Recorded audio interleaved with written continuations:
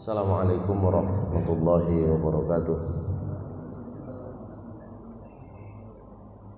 Innal hamdalillah nahmaduhu wa nasta'inuhu wa nastaghfiruh wa na'udzu billahi min shururi anfusina wa sayyiati a'malina. May yahdihillahu fala mudilla lahu wa may yudlilhu fala hadiya lahu. Asyhadu an la ilaha illallah wahdahu la syarika lah wa asyhadu anna Muhammadan abduhu wa rasuluhu la nabiyya ba'dah. Allahumma salli wa sallim wa barik ala nabiyyina Muhammadin wa ala alihi wa sahbihi wa mawala. Amma ba'du fa ya ibadallah, usini wa iyyakum bitaqwallah faqad fazal muttaqun. Qala Allah ta'ala fi kitabihil karim, a'udzu billahi minasy syaithanir rajim. Bismillahirrahmanirrahim. Ya ayyuhalladzina amanu taqullaha haqqa tuqatih wa la tamutunna illa wa antum muslimun. Shadaqallahul azim. Ma'asyiral muslimin, jamaah salat subuh di Masjid Al-Mahdi yang dimuliakan Allah Subhanahu wa taala. Kita sampai di ayat 120 dari surat Al-Baqarah. Ayat 120 dari surat Al-Baqarah ini berkenaan dengan sikap orang-orang kafir, orang-orang non-muslim yang oleh Allah Subhanahu wa taala disebut sesungguhnya memiliki satu pandangan yang sama. Pandangan di mana mereka semua meskipun berbeda-beda keyakinan, berbeda-beda termasuk paham agamanya, tapi satu, yaitu mereka semua menolak Islam. Saya baca dulu surat Al-Baqarah ayat 120 dan 121.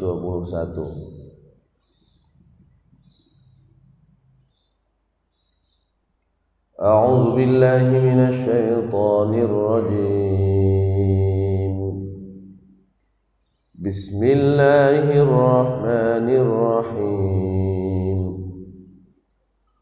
Walan tarda 'ankal yahudu walan nasara hatta tattabi'a millatahum. Qul inna hudallahi huwal huda wa la in ittaba'ta ahwa'ahum ba'da alladhi ja'aka minal 'ilmi ma laka minallahi min waliyyin wala nasir.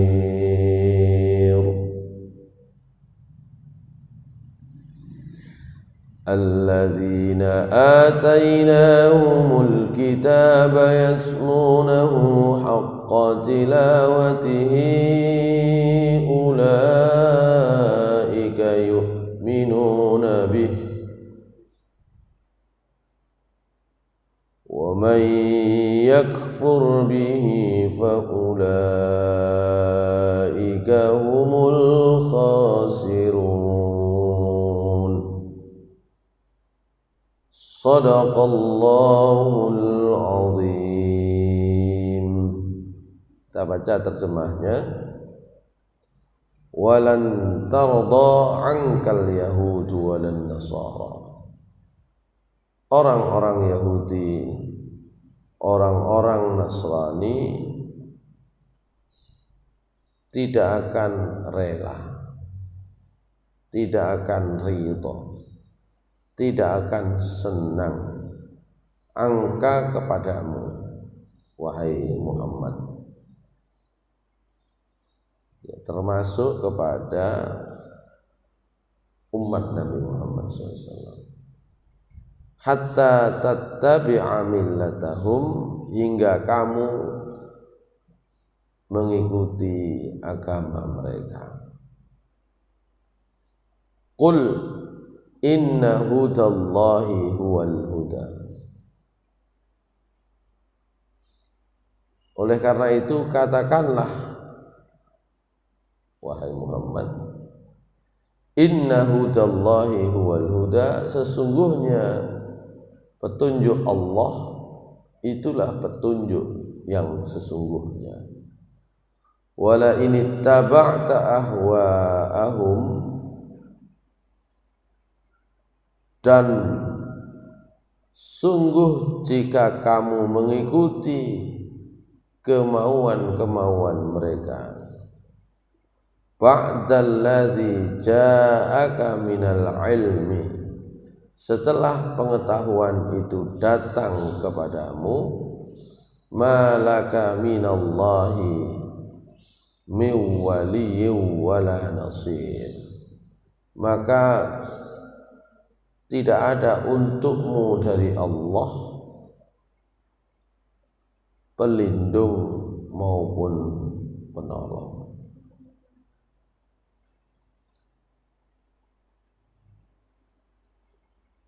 Allazina atainahumul kitab, orang-orang yang sudah kami berikan kitab kepada mereka, yatlunahu haqqa tilawatihi ulaika yu'minuna bi, kemudian mereka membacanya dengan bacaan yang sebenar-benarnya, mereka itulah orang yang beriman kepadanya. Wa may yakfur bihi, dan barang siapa yang kufur kepada kitab tersebut, faulaika humul khasirun, mereka itulah orang-orang yang rugi. Masyaallah muslimin rahimakumullah. Sekarang kita coba buka tafsirnya.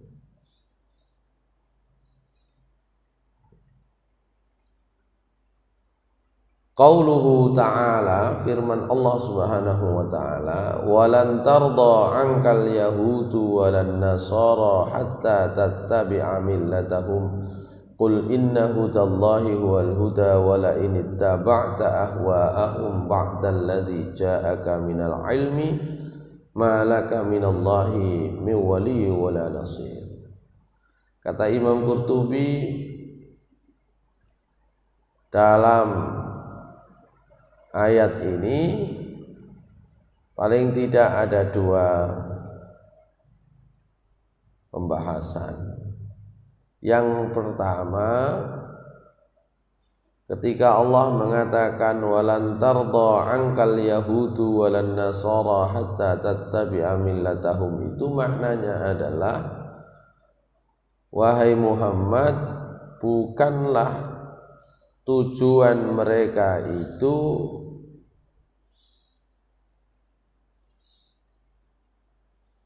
menolak untuk beriman kepada ayat-ayat Allah. Jadi ketika Allah mengatakan walan tarda, tidak akan ridho orang Yahudi, orang Nasrani, itu bukan sekedar menolak, bukan sekedar menolak ajaran Nabi Muhammad SAW, bukan itu. Yang paling penting bagi mereka adalah innama yurdihim tarku ma anta alaihi minal islam wattiba'uhum. Mereka itu tujuannya adalah kamu Muhammad meninggalkan Islam, mengikuti mereka. Jadi seandainya keinginan-keinginan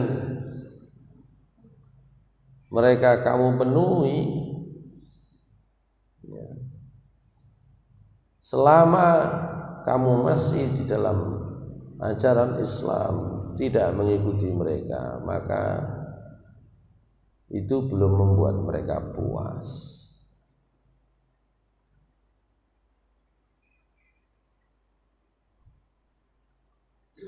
Masyaallah muslimin rahimakumullah.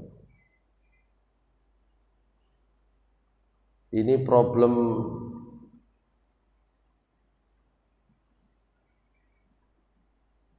keyakinan ya. Jadi sifat dari keyakinan itu adalah meminta orang untuk mengikuti.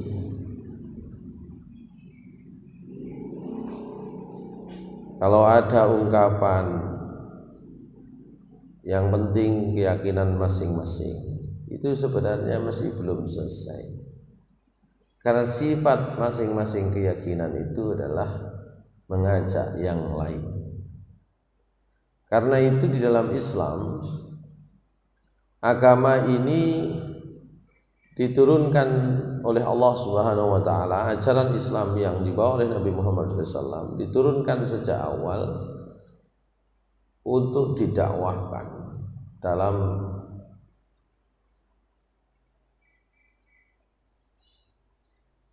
pembahasan akademik terkait dengan macam-macam agama. Ada disebut agama itu missionary religion, ada yang non missionary religion, ada agama yang didakwahkan, ada agama yang tidak didakwahkan.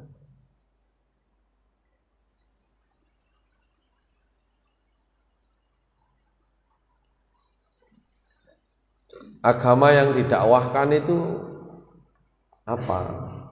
Kategori agama yang didakwahkan itu kalau dalam pembahasan akademik ya agama Islam. Yang kedua, mohon maaf. Yang kedua, agama Kristen. Ini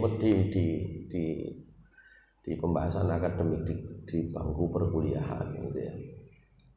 Makanya yang punya misionaris kalau enggak Islam, Kristen dalam kategori ini. Kalau di dalam Islam jelas tuh. A'udzubillahi minasyaitonirrajim.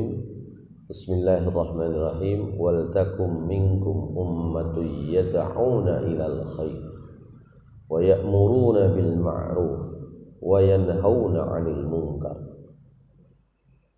Ulaika humul muflihun. Hendaklah ada di antara kalian sekelompok orang, satu golongan, satu lembaga, satu organisasi yang mau mengajak kepada keterbaikan, mencegah, memerintahkan kepada yang baik dan mencegah dari yang mungkar. Atau ayat lain, ud'u ila sabili rabbika bil hikmati wal mau'izatil hasanah wajadilhum billati hiya ahsan. Jadi ada banyak ayat Al-Quran yang mendorong umatnya untuk mengajak orang masuk Islam. Karena prinsipnya kebaikan itu harus disebarkan. Wong ruapi kok gak disebarno piye? Dan di dalam kehidupan kita sehari-hari, kampanye untuk berbuat baik itu ada di semua aspek kehidupan kita. Yang dipublikasikan sebagai baik itu selalu dikampanyekan. Ya, apa yang tidak dikampanyekan? Sekolah dikampanyekan. Ki sekolah sing apik, ayo masuk sini gitu ya. Apa yang tidak dikampanyekan? Terus gak urusannya sekolah dewe-dewe ojo saling mengganggu. Ini gak bisa. Karena apa? Karena sifat kebaikan itu harus dikampanyekan. Kalau yang jahat itu nggak perlu kampanye macam-macam, sudah selesai. Orang itu sederhana, kalau tidak berusaha kuat berbuat baik, otomatis jatuhnya jadi berbuat jelek otomatis. Saya tadi malam mengajar mahasiswa semester awal di program PKM SIDA. Saya sampaikan yang baik itu selalu harus diupayakan dan harus dipublikasikan. Karena semua hal yang baik itu memang butuh effort yang besar. Semua yang baik. Jadi yang baik itu semua butuh usaha yang keras. Ya, melakoni api butuh usaha yang keras. Kalau enggak begitu, otomatis jadi jelek. Bangun dari subuh itu butuh usaha keras. Kalau enggak, ya kan otomatis molor terus. Molor itu maksudnya tidur terus. Otomatis dijarno lah, turu terus. Untuk bangun itu butuh upaya yang keras. Semua bentuk kebaikan. Oleh karena itu, Islam sebagai jalan hidup yang benar dan di dalamnya berisi banyak kebaikan bagi manusia itu harus dikampanyekan. Meskipun dalam konteks akademik ada juga agama itu sifatnya non-missionary religion, agama yang tidak disebarkan. Cuma aneh saja, bagaimana sebuah kebaikan tidak disebarkan? Hindu, ya, Yahudi itu masuk kategori agama yang tidak disebarkan. Kaum Hucu,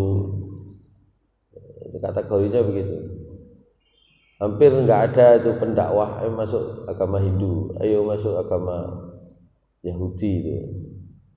Karena agama-agama ini, Hindu misalnya, itu enggak perlu dikampanyekan, sudah banyak sendiri karena dari populasi sudah selesai. Ya sebenarnya disebarkan juga, tapi melalui populasi yang bertambah cepat ya. Orang India gak penting kampanye, jumlahnya sudah miliar kan gitu ya. Otomatis karena sifat orang beragama itu alasan utamanya adalah karena faktor keturunan. Kalau sudah begitu nggak pakai kampanye, nggak pakai menyebarkan, sudah otomatis tuh.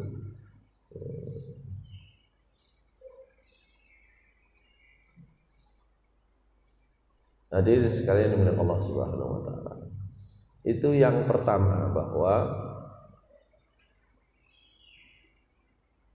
Allah ingin menegaskan orang-orang Yahudi Nasrani bukan saja menolak ayat Allah, tapi yang paling mereka inginkan adalah kamu ikut mereka. Orang Yahudi itu nggak penting sampai masuk agama mereka, tapi sistem hidupnya umat manusia di dunia itu harus ikut mereka. Itulah makna milah. Ya. Milah itu di sini ada penjelasan. Ya. Agama itu dalam Al-Qur'an disebut dengan dua istilah. Satu din, satunya lagi milah. Nah, untuk kata milah, ayat pertama yang menyebut kata milah ada di ayat 120 ini. Kalau diurut dari depan. Walan tardha 'ankal yahudu walan nasara hatta tattabi'a millatahum.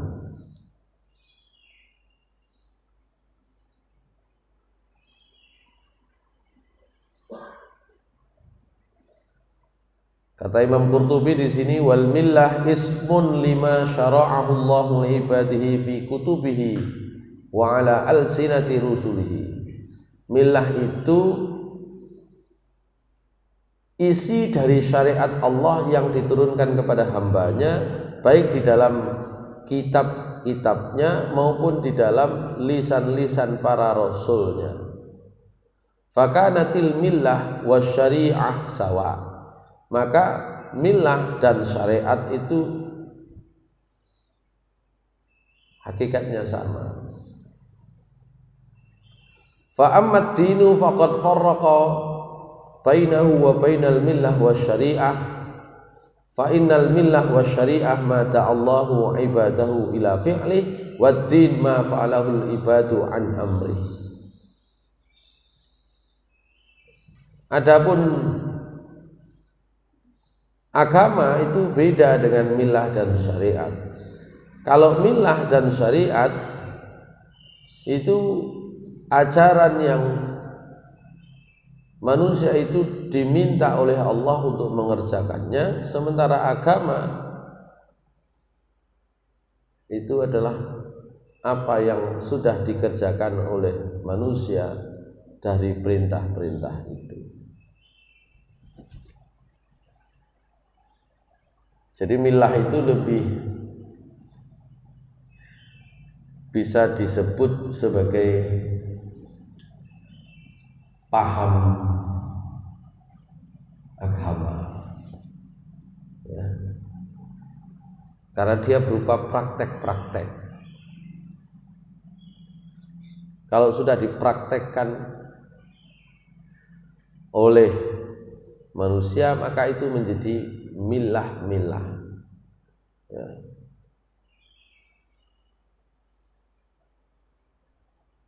Yang sudah dipraktekkan, isi ajaran yang dipraktekkan pada masa Nabi Ibrahim itu disebut dengan millah Ibrahim.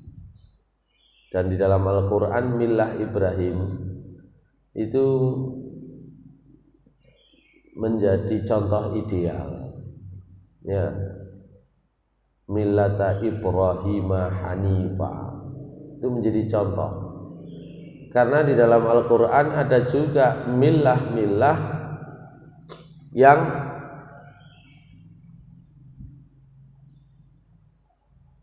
tidak sesuai.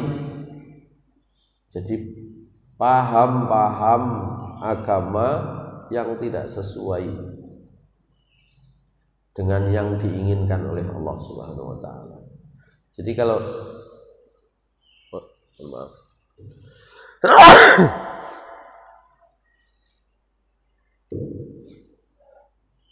Jadi kalau Allah Subhanahu wa taala menurunkan agama, maka millah itu menjadi prakteknya manusia terhadap agama Allah Subhanahu wa taala. Nah, millah itu selalu berbeda-beda. Karena paham manusia terhadap agama itu tidak bisa disamakan, sulit untuk disamakan. Itu menjadi hukum Allah Subhanahu wa taala bahwa agama itu dipraktekkan dalam bentuknya yang berbeda-beda. Matur.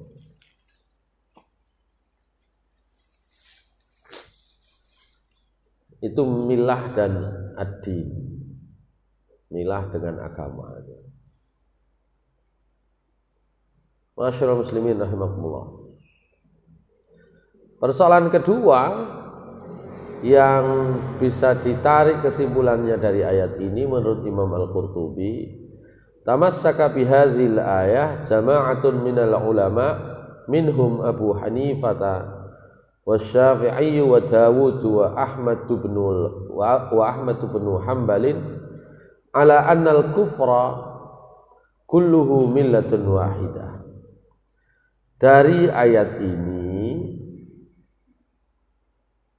para ulama termasuk Abu Hanifah, Imam Syafi'i, Dawud, Ahmad bin Hanbal berpendapat bahwa kufur, kekafiran itu kulluhu millatun wahidah, seluruhnya adalah satu paham, satu agama. apapun agamanya, kalau itu bukan Islam itu sama.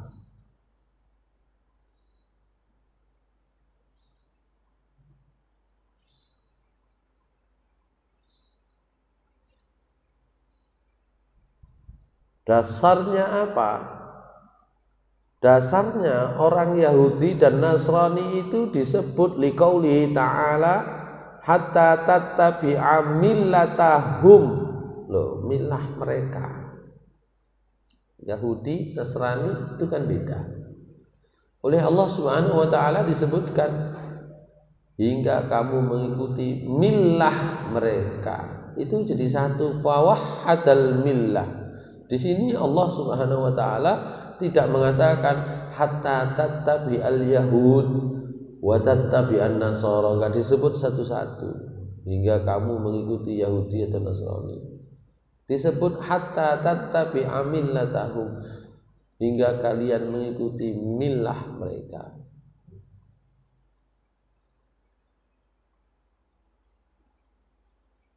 Wa bi qaulihi ta'ala, juga berdasarkan firman Allah Subhanahu wa taala,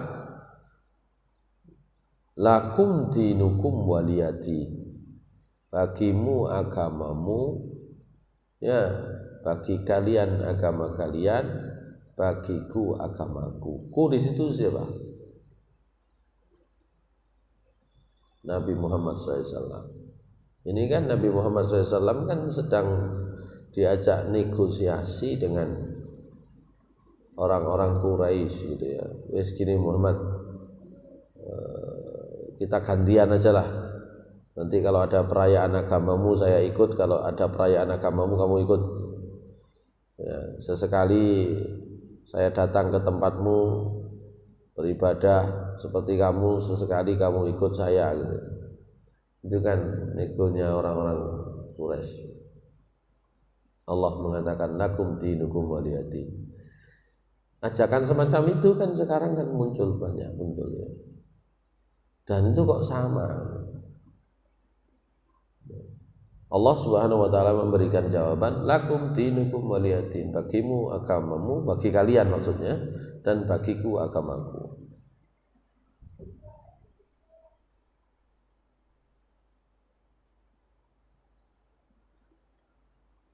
Ini menunjukkan bahwa kekufuran itu satu macam agama sendiri, Islam itu satu macam agama sendiri. Meskipun kekufuran agama-agama non-muslim itu banyak, tapi oleh Allah Subhanahu wa taala dianggap satu. Karena semuanya menolak Islam. Begitu pula agama-agama yang tidak disebut di dalam Al-Qur'an, satu. Gitu ya. Seperti juga Rasulullah SAW bersabda, wa biqaulihi alaihi salam, la yatawarathu ahlu millataini ala annal murad bihi al-islam wal-kufur. Tidak boleh saling mewarisi orang yang punya agama, dua agama berbeda. Di mana maksudnya adalah satu Islam, lainnya non-Islamnya, lainnya kafir. Itu kan di dalam hadis Nabi yang lain kan la yarithul muslim al-kafir, ya, tidak bisa saling mewarisi orang Islam dengan orang kafir. Cuma sekarang itu kan nggak terlalu diperhatikan tuh ya. Beberapa waktu yang lalu saya sampaikan waris itu nggak terlalu diperhatikan. Kita itu keluarga, di antara keluarga ada yang non muslim ya tetap saling mewarisi, ya. Kalau dalam Islam itu sudah putus tuh waris, kalau sudah salah satu muslim, salah satu kafir, selesai. Tidak saling memiliki hak waris mewarisi. Ini termasuk, nah itu tadi la yarithul muslim al kafir tadinya, bidalil qaulihi alaihi salam la yarithul muslim al kafir. Ini pendapatnya Imam Abu Hanifah, Imam Syafi'i, Daud, Ahmad bin Hambal, bahwa kafir itu satu macam. Meskipun banyak paham, banyak agama, tapi oleh Allah Subhanahu wa taala oleh Rasulullah SAW itu dikategorikan menjadi satu macam. Macam yang kedua adalah Islam. Tapi wa dhahaba Malik wa Ahmad fi riwayatil ukhra ila anna al-kufra milalun fala yarithul yahudi wan an-nasrani wala yarithanil majusi akhdhan bi dhahiri qawlihi alaihi salam la yatawarathu ahlu millatain. Meskipun ada juga riwayat yang lain yang menyebut bahwa Imam Malik dan Imam Ahmad khususnya terkait dengan harta waris itu berpendapat bahwa kufur itu, kekafiran itu bisa banyak macam, khususnya dalam hal waris, di mana tidak boleh saling mewarisi orang kafir dan orang kafir, misalnya Yahudi dengan Nasrani, Yahudi Nasrani dengan Majusi dan seterusnya. Ini menjadi pembahasan para ulama dulu, karena umat Islam dulu itu kan menjadi pengadil. Umat Islam itu kan dalam sejarah kemajuan Islam itu kan yang ngatur bangsa lain, yang ngatur agama lain. Khalifah menetapkan perkara, membuat peraturan ya, sesuai dengan aturan agama Islam. Kalau sekarang ini nggak berlaku, kita nggak ikut ngatur, kita diatur orang lain. Kalau dulu umat Islam, pemimpin umat Islam mengatur umat agama lain, sehingga apa? Dalam hal waris misalnya, ya kalau sudah ketahuan itu orang Yahudi, itu orang Nasrani, beda agama dalam satu keluarga, nah, tidak memiliki hak saling waris mewarisi. Itu fatwanya Imam Malik, begitu, dikutip oleh Imam Qurtubi dalam tafsirnya. Nah, sekarang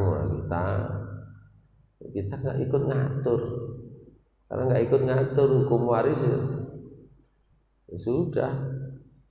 Nah, asalkan masih ada dalam satu kakaknya masih nyambung, ya, saling bisa mewarisi.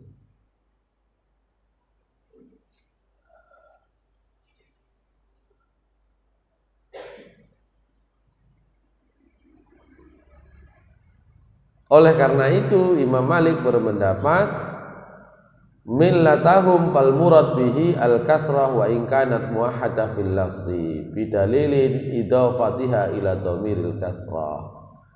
Ya.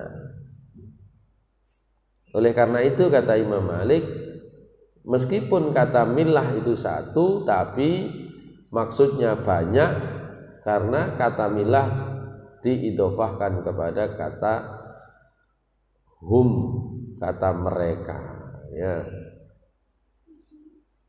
Baik. Ayat berikutnya, potongan ayat berikutnya. Qauluhu ta'ala qul inna hudallahi huwal huda, maknanya adalah ma anta alaihi ya Muhammad, tidaklah kamu wahai Muhammad adalah orang yang bisa memberi hidayah kepada orang lain.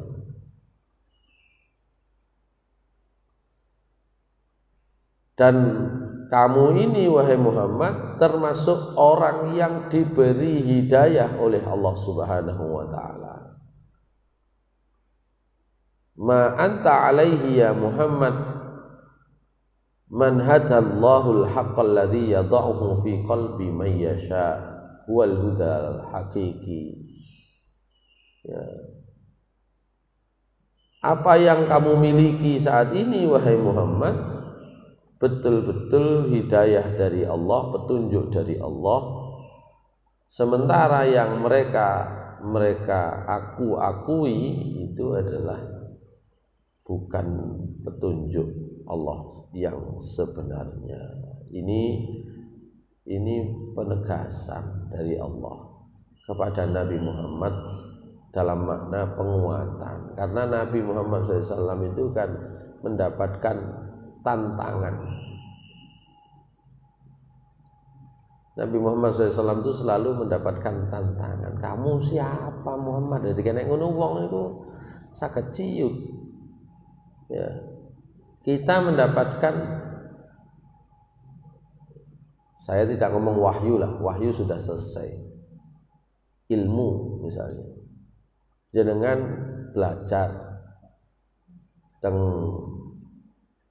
kampus, mendapatkan ilmu misalnya, atau dari mana saja, pokoknya sampean belajar sesuatu, ya kan?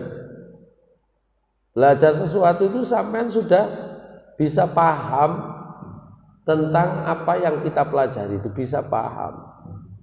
Tapi nanti ketemu orang lain yang mengaku paham tentang itu, sampai diajak debat sampai gak iso jawab misalnya, itu akan muncul keraguan. Sing tak pelajari mangi jadi kira-kira bener apa salah ya, nah, begitu. Karena orang lain itu saling mendukung untuk mengatakan bahwa yang kita pelajari itu salah. Termasuk Nabi Muhammad SAW ketika mendapatkan wahyu dari Allah, kemudian mendapatkan tantangan dari orang Yahudi, orang Nasrani. Itu dalam ayat lain nanti dalam surat Al-Anfal, dalam surat Al-A'raf, Al-Anfal itu nanti akan kita bahas tuh. Nabi Muhammad SAW itu mendapatkan tantangan itu, sehingga pernah saya kutip beberapa waktu yang lalu ya, sampai Nabi itu ragu gitu ya, mau disampaikan semua atau enggak ini, begitu. Maka Allah Subhanahu wa taala, ya adalah Nabi itu perasaan begitu itu ada, perasaan galau itu ada, sehingga kalau sudah mentok nggak punya jalan keluar ya, itu kemudian Nabi diam aja. Nabi itu menunggu wahyu datang gitu ya, untuk memberi jawaban atas tantangan orang-orang yang mengingkari beliau. Nabi ada kalanya begitu itu, sampailah kemudian nanti Allah menurunkan wahyunya. Maka di ayat ini Allah mengatakan, qul, katakan Muhammad, inna hudallahi wal huda. Yang dimaksud petunjuk Allah itulah petunjuk yang sesungguhnya. Justru kalau kamu ikut apa yang menjadi keinginan mereka, maka justru kamu tidak akan ditolong oleh Allah, tidak akan dilindungi oleh Allah Subhanahu wa taala. Kita dalam berdakwah itu kan sering mengalami kegamangan, keraguan. Di tempat saya itu ada ya, paham yang tidak percaya Allah itu ada. Teman kalau belok di rumah ini pojok itu gak percaya mesti Allah. Nah itu kalau debat gak pakai ilmu ya bisa ragu. Buktinya apa? Sudah ada beberapa orang yang mengikuti.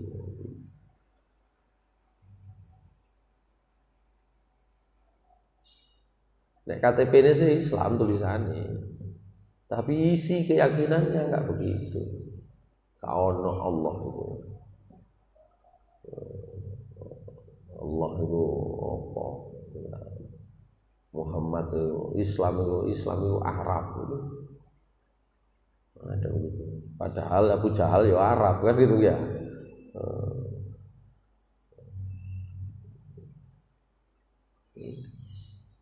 Disering kali orang itu ragu. Kenapa ragu? Ya karena tidak bisa menangkap pesan-pesan Allah, dan petunjuk Allah itu adalah cahaya yang diberikan kepada siapa saja yang dikehendaki. Siapa yang dikehendaki oleh Allah, yang mau berusaha. Walladzina jahadu fina lanahdiyannahum subulana wa innallaha lama'al muhsinin. Ayat terakhir surat Al-Ankabut. Hanya orang yang mau berusaha sungguh-sungguh di jalan Allah, itu yang akan diberi oleh Allah petunjuk. petunjuk itu mahal. Mahalnya karena harus mendapatkan petunjuk itu dengan usaha yang keras. Yaitu yang saya sebut tadi itu. Semua macam kebaikan membutuhkan effort yang besar, membutuhkan usaha yang keras. Bahkan kadang-kadang membutuhkan perjuangan yang sangat keras. Masyaallah muslimin rahimakumullah.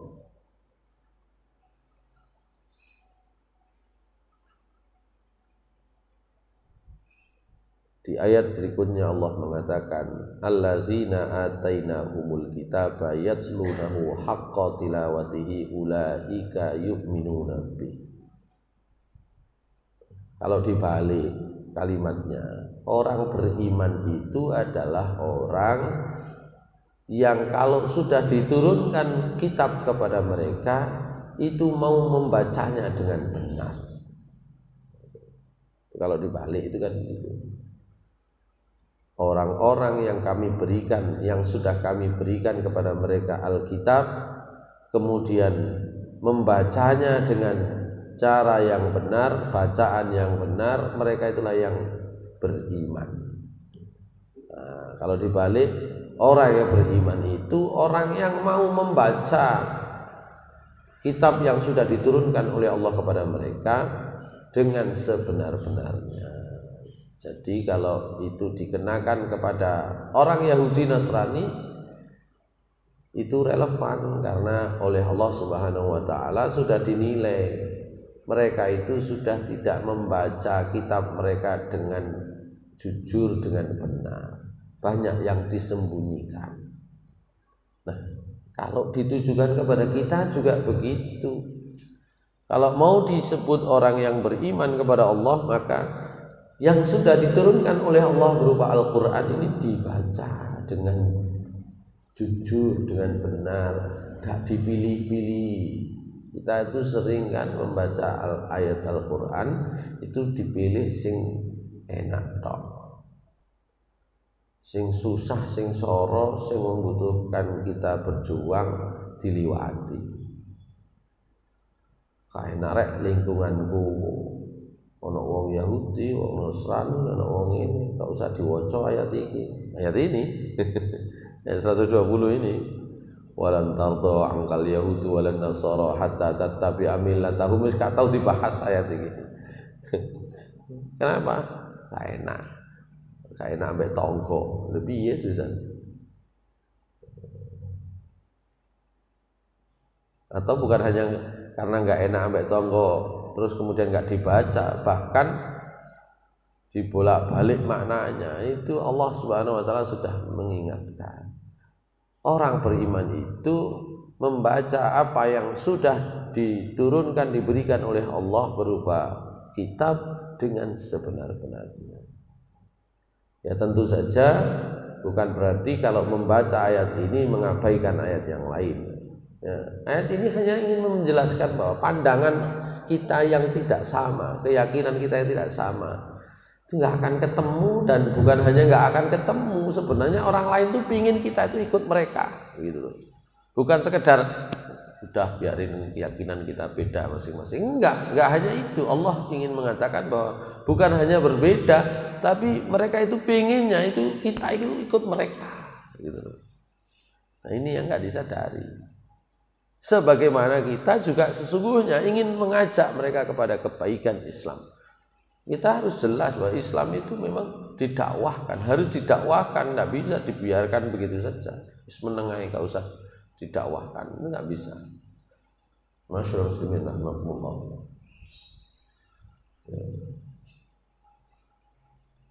Alladzina atainahumul kitaba yatlunahu haqqa tilawatihi ulaika yu'minuna bihi wa may yakfur bihi fa ulaika humul khasirun. Maka kalau orang-orang itu kufur kepada kitab yang diturunkan kepada mereka, mereka itu adalah orang-orang yang rugi. Fa ulaika humul khasirun ini kalau diurut dari awal merupakan kalimat kedua yang disebut di dalam Al-Quran telah sebelumnya ada di ayat 20 pinten niku 28 insyaallah. Kalau di ayat 28 dari surat Al-Baqarah itu yang disebut ulaika humul khasirun, itu orang yang fasik, banyak berbuat dosa. Nah, di sini orang yang meninggalkan, mengkufuri kitab yang sudah diturunkan oleh Allah Subhanahu wa taala. Baik, itulah pembahasan kita hari ini. Yang pertama, kita dapat pelajaran bahwa agama itu bukan hanya berbeda-beda, tapi keyakinan agama itu saling mengajak, saling mempengaruhi. Ya. Oleh karena itu nggak akan sama-sama, nggak akan pasif, pasti aktif untuk saling mempengaruhi. Ya. Dari sini kita diberikan oleh Allah pengetahuan supaya kita itu waspada. Ya, nggak ada orang lain itu diam-diam saja, tidak ono ceritanya. Orang lain itu juga mengajak. Nah, disinilah kita beristighfar. Kita memahaminya bukan untuk tukaran, bukan untuk mau berantem, bukan. Kita itu bersaing bagaimana caranya mengemas kebaikan itu supaya orang mau mengikuti kebaikan. Sebagaimana orang itu mengemas hal-hal yang tidak baik supaya diikuti. Sama kayak tawaran produk apapun itu ndak ono sing meneng tok. Iki gayaku dhewe gak ono ceritane. Itu akan disampaikan kepada orang lain. Saya bilang tadi sekolah, apalagi kalau orang jualan, apalagi kalau semuanya akan sama-sama berusaha untuk dikenal, disebarkan, dipakai oleh orang lain, termasuk keyakinan dan agama. Dan memang begitu toh populasinya umat Islam itu ya dulu di atas 94%, sekarang sudah semakin turun. Itu artinya ada proses saling mengajak itu, gitu ya. Itu menjadi catatan bagi kita semua. Saya kira demikian. Aku qouli hadza wa astaghfirullaha li wa lakum. Assalamualaikum warahmatullahi wabarakatuh.